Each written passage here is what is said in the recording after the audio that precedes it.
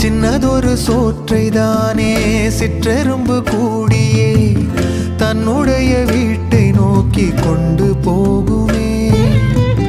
உள்ளபடி சொல்வதென்றால் சிற்றெரும்பு போல கூட சொந்தங்களை காக்கவில்லை இங்கே நானுமே. கோயில்தான் போனாலும் புண்ணியம் செய்தாலும் என்னுடைய பாவம் தீருமோ?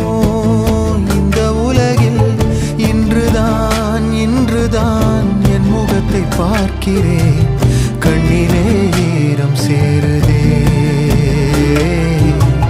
கல்லையும் காலம் மாற்றுதே.